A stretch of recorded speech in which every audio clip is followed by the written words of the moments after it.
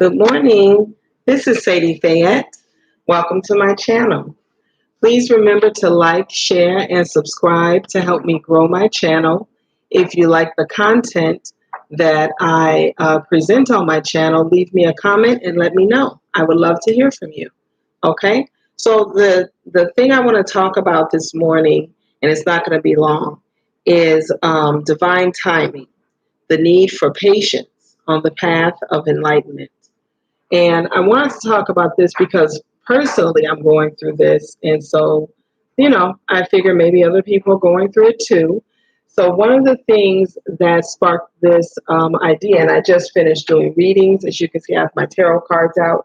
I just did 2 readings for my tarot channel. I tend to get up very early and I do my readings after prayer. And this is my little, I'm sorry, I have these cute little animal figurines. They're my babies. So this is my little turtle with the pink flower. So I'm assuming it's a girl. And then this is my little owl baby. And then a lot of people that do tarot have these huge crystals, right? I don't have huge crystals, but I went to a rock and gem show when we lived in New Mexico. And this is how this is called a geode. So it's basically just a rock. Starts out like this because our mountains are very rocky. It's a very dry climate. So this older man had made a contraption to cut the rock. And so he cut it, he put some water on it. And so he had water like running over it. And then he, gets his contraption attached to it or whatever, puts it inside the contraption. And he's able after a while to cut it open. And inside is pure crystal. And then this side, I think, it shines a little more than the other. I don't know if you can see the shimmering or not. And then this one, I think my girl's got some gum stuck in there, something, but it still has, a little bit of shine. So this is what I use for my crystal, my samples of crystal, because it's the crystal that we have from an environment we lived in, which is awesome to me. I love seeing the different environments. Anyway, that's a whole other thing. I'll start talking. So divine timing, and I'm just going to mention tarot just quickly because the way the world has developed and fallen into such a low vibration when it comes to relationship, and that's not what I'm speaking of today. But when it comes to relationships, is that everything has to be instant gratification, right? And because of that, difficulties come up and nobody wants to, oh my God, I don't have time for that. I don't have time for that. I'm rushing into a meeting. I'm rushing for my professional, my career, my work life. And then that's how we also handle relationships. And that's how we handle raising our children. We don't have time to put the same amount of effort into people that we do into making money or into making money or getting fame or whatever it is that we do for the world outside of ourselves. We put more effort into that than we do into our own spiritual growth, a path of enlightenment. How many people on the earth are on a path like that? Not many. And so the ones that are, that's why we're such a beacon light, because it's not common. It's not the norm. Most times you're the exception. And so, I'm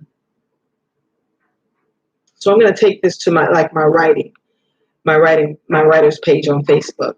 So for a while, I was doing poetry readings. I was going live on my Facebook page, and a few people, like the same regular people, would come and encourage me and listen to my readings and give me feedback. And then I think there was a day where no one showed up, and I felt so discouraged because already it was usually only 1 or 2 people anyways, right? And keep in mind, I have only been doing this for a few months, okay? And I'm a Pisces, so I can tend to be very impatient, and I'm trying to overcome that for the purpose of being an entrepreneur. So although a part of my entrepreneurial spirit is to find professor positions. But that's an aside. Um, so I got discouraged. I fell off. I stopped doing the readings like altogether. And now I'm finding on both my personal page and on my writer's page, I'm down to one person on each page showing up. And it's disheartening for me. I'm sorry, it just is. I have to be honest. I wouldn't be authentic if I said, no, I'm feel fine. I do. Like, I do feel fine. I'm not discouraged where I'm not gonna do read my poetry or read my writing, but it is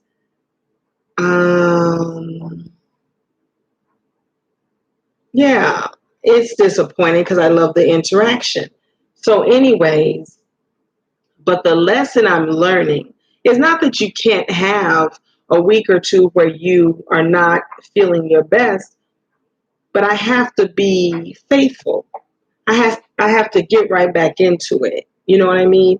I have to be consistent with it and make sure that I'm doing this not every day, maybe every other day, but definitely more than once or twice a week, because it's just about the repetition.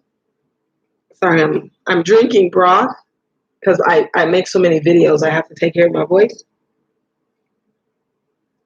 and the broth is making me burp a little. So I have to be patient in the process.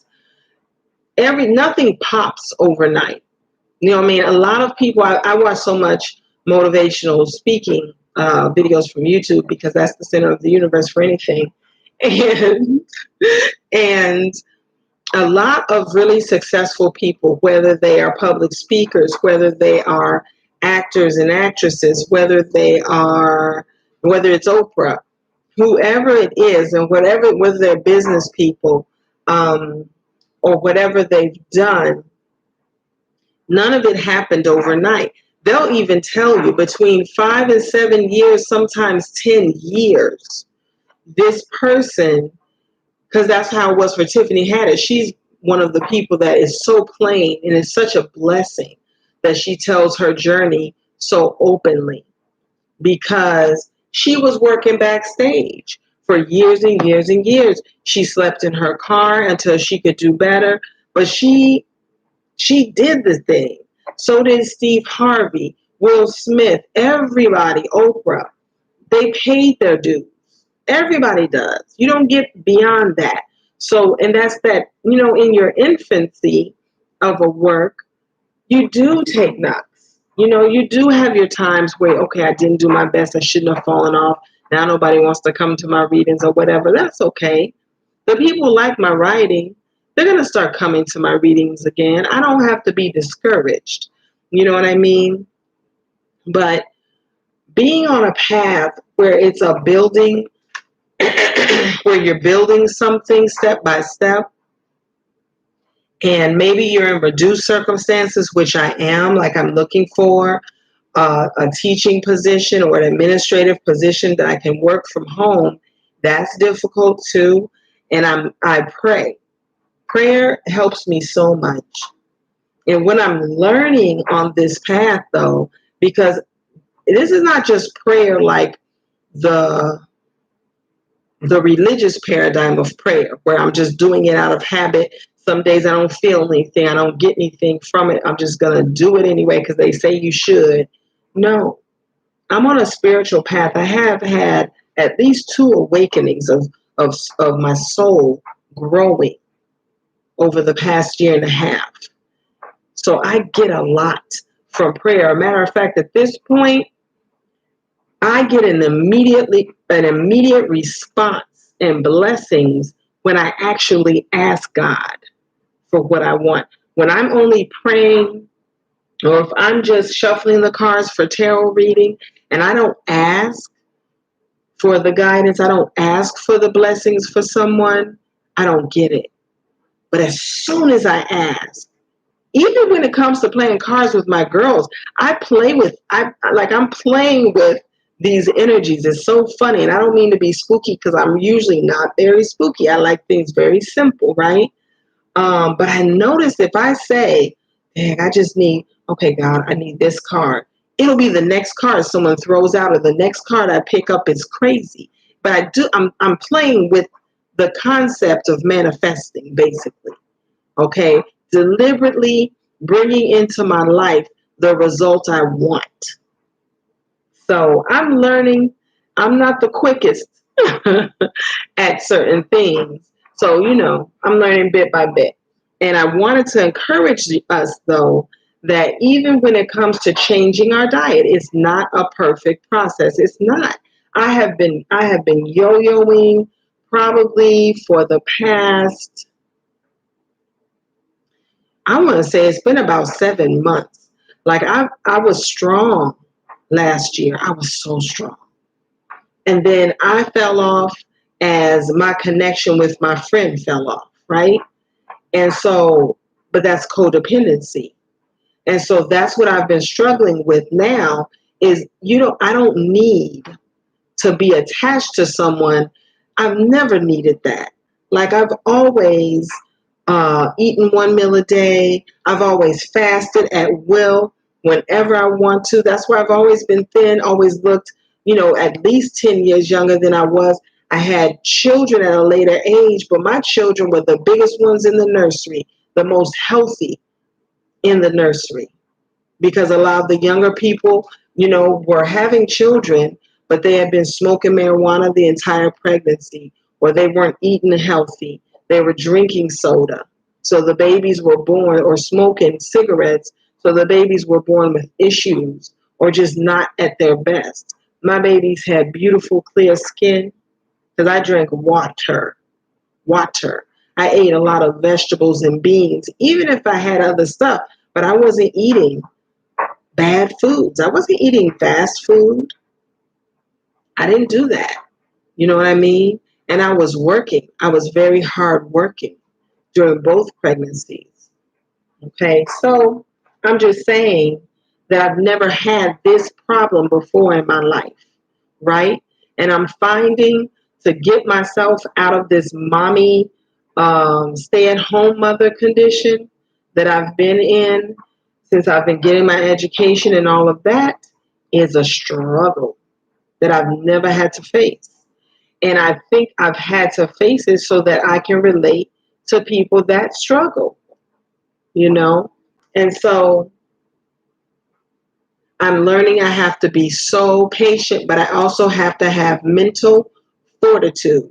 I have to be so determined. I don't care if I have to shake like I'm going through withdrawal, like from drugs, but if it's from food, from the habit of chewing and wanting to chew. You know what I mean? It's just, yeah, the culture of this world today is greedy on all levels, is greedy, greedy, greedy. I got to have food. I got to have food. Some of us, I got to have sex. I got to have, you just can't even control the fact. You can't even go without food for one full day. It's like, oh my goodness. And the funny thing about it is after your stomach stops growling, it's really all mental. Like it's just the memory of it. Whatever your favorite foods are, it's the memory of that texture and smell and taste and, you know, all the sentient qualities of eating. Everything that is satisfying when it comes to sex. And there's a whole bunch of satisfying things.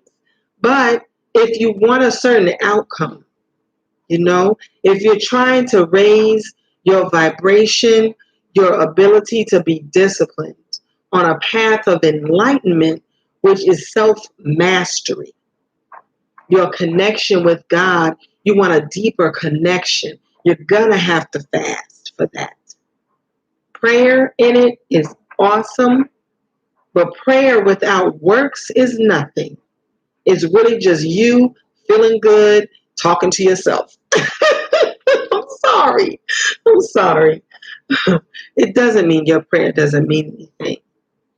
But action is big, big, big. It's like the major component to anything we want is action. If you love a person and they ain't doing shit to be with you, there is no love. You are just creating a love bubble for yourself. I'm sorry. I'm sorry. But it's not mutual. If that person does not take steps towards loving you and being in your life, they don't love you. That's not sincere love, even if they say it. Love is not words. Love is an action. You hear me? Love is an action. I dated a man once who never said he loved me. But every time I would wake up, he would be looking at me. And as soon as he saw that I noticed he was looking at me, he would blush because he was very light. He would blush. So I knew he loved me. You know what I mean? He didn't make as much money as me, but he never let me pay for nothing. Do you hear me? He always wanted to do something for me. That is love. That is someone that loves you. Even in a small way. Well, there were other issues. But I'm just saying that's an example. Okay? Someone that gives you their time. I had a friend that I went through a recent debacle in love. And most of the time, if it was just about him being the only one that would listen to me read my poetry, he would listen and he would give me feedback. That is a degree of love. Is it the ultimate degree of love? No. But I just don't think he was available in other things. You know what I mean? We probably weren't the most compatible. But that's a degree of love. That's a giving. Someone that does not ever do anything for you ever, that's an illusion. That's game that you're falling for. Even, someone that does little stuff, that does a degree of love for you, a degree of regard, not really love, but maybe it's because you're friends, really. You know what I mean? We have to be realistic when it comes to love. And this was not supposed to be a love talk. I do want to have a series of love talks because I'm learning a lot. But yeah, even when it comes to food, it's terrible when we say to ourselves, like for me, someone that has fasted for 14 days, that's the most I've ever fasted. But I used to be able to fast for 2 or 3 days just at the drop of a hat, just in the flow of my life, because I only ate once a day. Most of the time I had a vegetarian diet. I wasn't eating beef and pork, and no, not all the time. I mean, not at all for those, but not all the time would I eat even lamb and chicken and turkey. I didn't. Sometimes I did. Most of the times I was eating some type of soup, like a lentil soup, a navy bean soup. Chickpea soup is my favorite right now. And I make a good chickpea soup. Oh my God. And I miss it when I fast.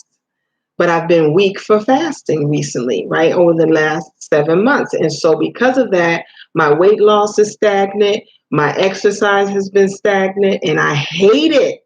I've worked out. I grew up with a mother that went to the workout place. We used to go to women's workout, and she would always bring us with her, whoever wanted to come and work out. So all of me and my siblings have been athletic, and we went to summer sports camp every summer. I think after the age of 10 or 11. So we know how to do it. We can swim. We can play almost every sport: tennis, basketball, softball, volleyball. I mean, right?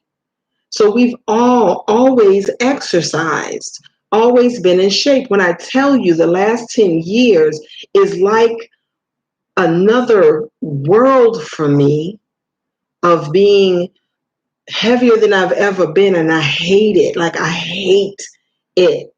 But I get too much in the energy of hating and not in the energy of action, right? So now what I'm realizing is Divine timing is going to come into play because I had to go through the process, and this is what I'm learning from watching other people's journeys on YouTube, whether it's in weight loss or diet, just needing to change their diet for health reasons. It's okay to have a process. Don't let anybody shame you because you're not what you used to be. Fuck them. Okay? They're not the friend for you. They're not the family member you need to talk to. They're not the partner that is meant for your life. Because real love, I've seen people on YouTube where one person was super fit and the other person was obese. And when they came into each other's lives, or maybe they were friends from childhood, came back into each other's lives, whatever the situation, the fit one said, I'm going to help you lose that weight. And created in the other person the opposite version of themselves, super fit, just like they are. That kind of love, that's love. And I'm not saying I need somebody to do that for me.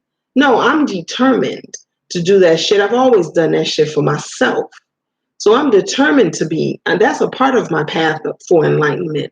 It's just the power. Where's that power card? I'm just going to show you. Yeah, look at that. Focus. Bring into fruition what you want. But I want to show you. There's a power card. I love these cards. There you go. This is the power card from the Queen of the Moon Oracle deck. I love Oracle cards because it's just a simple message, but the visual is usually just gorgeous. But power comes from focus. You got to be in that shit. But your first time getting back into it is going to be shaky. It's going to be hard. You're going to feel like, oh my God, it takes everything in me not to go into the kitchen and eat my baby's snacks. I can't deny my children because they eat their chickpea soup and their vegetables. So I love that because I've raised them like that. You know what I mean? They'll eat their fruit. They will eat the healthy things that I buy for them to eat to stay healthy. They'll drink their water, but they'd rather have diluted juice, where it's half juice, half water. I never give them just straight juice. You can count probably 2 or 3 times in a year that they have soda. Like, I'm very disciplined with them and with myself. I haven't brought, let's see, I've been divorced since 2012. We haven't even, that's a whole nother story. I have not had one man in my house around my children. And I could have been fucking around and just not brought it home. I haven't been doing that. I have not been on that. Not because I loved my husband so much. No, can't love a piece of shit. But, sorry. But I am focused. I've been focused on goals. I've been focused on the raising of them. Totally focused. Okay, I've been immersed in that path. And now my path is broadening itself to include my restoration, my physical restoration, my spiritual restoration, and entrepreneurial growth and abundance. And I'm serious about that shit. I'm going to bring it to fruition. I have earned an education that took great strain and sacrifice, and I'm going to reap the rewards of that sacrifice. I feel like I almost had a stroke doing that. It was hard. And raising my children, like, I show up for my children. I don't miss assemblies. I don't make them miss assemblies because I'm too tired to go. No, we going. I show up and advocate for them in the schools. And this is another thing about divine timing. When I was in the undergraduate portion of my education, I started making a list, and I would make one whenever I thought about it, of exactly what I wanted. And it had to do with a lifestyle I wanted to live. A part of that was homeschooling my children, which I did twice, during that time on and off. And my children never fell behind in school when they would get reinserted into the school system, because anything I do, I'm doing that shit. I'm not a slacker. I'm not lazy. Like, I'm not. I'm doing it. When I tell you, I've been cooking for my children all their lives, and I serve them their meals. It's not go and get your food, and they're not little anymore. I still serve them. I still give them their utensils, their paper towel, their napkins, whatever. I give them all their food. I give them their second helpings. I'm very traditional. Okay? So I'm saying this to say that I made this list of things I wanted to do, right? Like I wanted to grow my own food. I wanted to own a home where I build like a homestead around it, fence it in, even if it's in a small town or a small city, where I buy a city or a town lot, fence it in, and turn it into my small homestead farm. Whether we're living in a tiny house or a brand new mobile home. However I do it, or a house that needs some rehab, whatever, that I was going to master how often I eat. I wanted to master 1 meal a day, 1 meal every other day, fasting for 3 days, fasting for 5 days, fasting for long periods of time. I just had goals, have goals. But this is how funny it is, right? So I did that for how long was I in school? 6 years. In 6 years, I earned 3 degrees and a graduate certificate. I'm a bad bitch. That's how I know I'm going to be successful with this new phase, this new path I'm on. But it's all divine timing. So then Corona hit last year, right? Well, was the beginning of this year that it hit, or at the end of last year? However it happened, I think it was starting the end of last year and it came into this year. And then by March, we found ourselves on quarantine. That was the biggest blessing, because I had wanted last school year, I wanted to homeschool my children because my youngest was being tortured by these little jealous heifers. I'm not even going to talk about the whole, anyway. So I'm constantly at the school, defending her, letting her stay home some days, things like that. When I tell you, when we had to homeschool, I said, this is God. That's divine timing. And now I'm not letting them go. They're homeschooling this year because I think everybody has jumped back into contact with each other too soon. If it's a deadly virus and people really are dying from it, and they are, it's over in 3 months.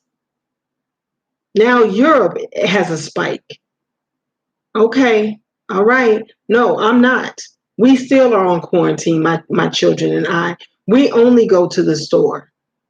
And then we are washing our face masks and our hands immediately. We take precautions. None of us have been sick. We haven't even had serious colds since we've been on quarantine, which shows me that the germs my children used to get and be sick so much was because they were around all these other people in the school system. We have not. There have been no flus, no fevers, nothing. See? Divine timing when you're on a path and you're serious about it. So my children were distraught when I first told them that they were not going to go back into the school system. I asked them to give me 1 or 2 years. Now my oldest, she's in high school, so of course she's thinking I'm not going to have a prom. You know what I mean? Depending on my building efforts, excuse me, and my employment efforts, I'm determined to have a position with the university very soon. Like 6 months, I'm thinking it's a done deal, if not sooner. Okay. When that happens, we're looking for a location where it has everything we want, including the land for my homestead. And it has to have a school system where it's academic focused. It's not so like here. Ugh, I don't even want to go into it, but where it's highly academically focused, or maybe I would be able to afford, excuse me, if I can get into the right position, which will be a direct, gosh, I do so many videos. Okay. God, there's like nothing in there. My voice is just tired. If I get into a director's position, private school all the way. If I get into an assistant director's position, just the best, and I've done this their entire lives of going to school. The best school in the area is where they will go. But we've already talked about, like, I have my children on a spiritual journey. Like, everything I'm learning, I teach them. When it comes to moving forward, when it comes to learning lessons of why you get a certain response or certain things happen, okay? When it comes to your rights, everything, I have them on a learning journey of enlightenment, okay? But yeah, they'll go back to school. I want them to have those milestones of, even though I want to work from home to infinity for the rest of my life, I want them to have prom. You know what I mean? I want them to have sports if they want to be on a sports team. I would just put money behind them to get them caught up in skill level for that sport. But I want them to have extra classes in their artwork, in their whatever their interests are. And they've already told me what they want to do. So I would put them in classes for that before they even go to college. Even though they're going to study and get masters in their fields, I want them to get a jump start. I want them to be successful people. That's what I want to do for them. So I'm saying that to say that, yeah, it's just been divine timing. I know everything that's on that list I'm going to do right now. I'm starting a fast today, and I want to go through the shaking. I am willing to go through whatever withdrawal I need to go through. I don't want to eat today. I don't want to eat until Sunday, ideally. I really don't. Like, I just want to do the shit. I'm tired of punking out. I'm tired of yo-yoing. I'm tired of it. I just am. I want to be powerful in myself when it comes to food again. I'm powerful as fuck. But when it comes to food, you know what I mean? I think this will be such a great example, because I am going to write ebooks about it, about fasting and changing a diet and everything I've learned from going through this heavier time of my life and what I used to be, where it was easy. It's always just been easy. I grew up a vegetarian. We were always thin. We were always the fastest at everything. Like, no one could beat me in jump rope. No one. And girls used to come from other surrounding neighborhoods to try and beat me, because no one could beat me at school. No one. You can't beat a human stick figure who has energy coming all out of her dome. I mean, you just can't. No one beat me and my siblings in school. We were always the smartest in school, because my parents were strict and education was everything. No one could beat. In my children, man, they are just unbeatable in certain aspects. Like, my oldest math is not even her specialty. But when it comes to on the spot drills in class, if you tell her she's in a competition, it's a done deal. She's winning that shit. And they mad. God, I'm just saying, I'm a bad bitch and I'm raising bad bitches. And so that's just it. That was my message. Be patient for the things you want. because it's coming. You don't have to fret about it, whether it's love or revenue, whatever it is, your dream house, whatever it is. Whatever it is, if it's righteous, God got you. The universe is backing you up and you're going to have it. So I'm going to put this on split screen, which is what I do on my Facebook page, so that I can do a poetry reading, because I want to read some of my poetry for you guys today. And this is what I read. Is it on live still? Okay, yes. This is what I read on my page the other day, the most recent reading. So this is what I'm going to read. Maybe I'm not going to read all of it. Let me see. I'm going to scroll down and read some of it.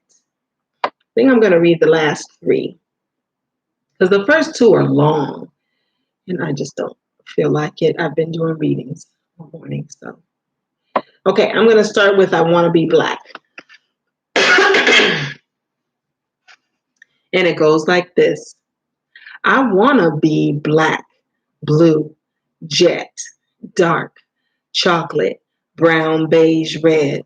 I want to be light, bright, mixed, almost white, but only in appearance, like I said. I want to have lips, breasts, ass, thighs, and a voice that carries far and wide. I enjoy being black, stacked, not hybrid, hacked, fully brimming with eternal black pride. Again, I want to be black, blue, jet, dark, chocolate, brown, beige, red. I want to be light, bright, mixed, almost white, but only in appearance, like I said. I want to have lips, breasts, ass, thighs, and a voice that carries far and wide. I enjoy being black, stacked, not hybrid, hacked, fully brimming with eternal black pride. Y'all. I had to write that poem because of just what my people are going through right now. And there's so much racial mixing in relationship, and it's not all genuine. You know, it's not all organic. It's just not. It's a trend. And because of that, Black women, and there's no other race on the planet where the women are so abandoned as Black women, because our men are hunted by everybody. So this is my what is it called? Shit. 53-year-old mind. Rise above that 53-year-old mind. Okay. This is my, I don't even know what the word is, but this is Black love. Okay. It's that Black love, baby. We know just what that means. It's like soul food crazy. Nothing gets in between, 'cause she's the hottest shit out. Her stride will death make you shout. He's got that Black love, baby, and you better watch out. I want some Black love, baby, just like hot collard greens. I mean, like fried chicken, lazy and loving, brings on the sheen. Give him some stepping nights, queen. In this rhythm, we are so keen to bring that Black love, baby, and it better come clean. Back then, we had Black love, baby. Now it's hardly been seen. They're passing stone cold ladies who have the fire that's been on the earth from the start. Their ancient feminine hearts. She is the Black love, baby, source of all racial parts. What about his Black love, baby? Everyone wants a slice, whether it's size or rhythm. His shit has always been nice. He needs to bring it back home. He forgot just where he comes from. We need his Black love, baby, that powerful masculine drum. Let's reach for Black love, baby. Do not settle for less. No silicone ass and lip crazies will get us out of this mess. God created me for a king, and I'm the baddest Black queen. We'll make some Black love, baby, creating our Black world again. Peace. I love that. So this is another poem along the lines of the condition of black male and female relationships, or the lack thereof. It's called My Black Man Is Gone. My black man is gone from me, and I don't know why. Although he had everything in me that he needed, he went chasing a made thing that caught his eye. I miss him so much, I can't even lie. We were made for each other, undefeated. My black man is gone from me, and I don't know why. He's joined the world song, the angry black woman lie, weakening his natural power source, now depleted. He went chasing a made thing that caught his eye. This plantation scheme today runs so high, still keeping our people divided and defeated. My black man is gone from me, and I don't know why. I remember running my hand up his masculine thigh to reach was kept my womb fully seated. He went chasing a made thing that caught his eye. Only I can match the force he brings from on high, one to another where we merged and we freed it. My black man is gone from me, and I don't know why. But he'll be back when the trend of self-hatred runs dry, and I'll try not to hate him 'cause he cheated. My black man is gone from me, and I don't know why. He went chasing a made thing that caught his eye. So you get to do it, I get to say it. So my last poem is called The Plea in Prayer.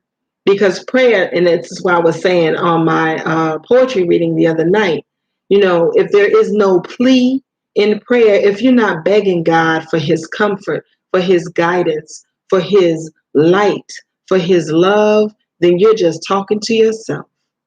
Okay? This is the plea in prayer. Fill me up. Just put your goodness inside me. Shine a light we can all see, releasing shadows to be free. Won't you fill me up? You are the love that is missing. Create the way for my wishing. This is my plea, no dismissing. Just come and fill me up. I'm on my knees for forgiving. I'm on my grind, reminiscing. Sometimes I'm scared you won't listen. I'm crying, fill me up. I'm in a sea of debris, using your keys to be clean, harnessing the power of chi. I'm seeking, fill me up. I walk this path willingly, surrendering though I don't see, 'cause I trust in you and agree that you will fill me up.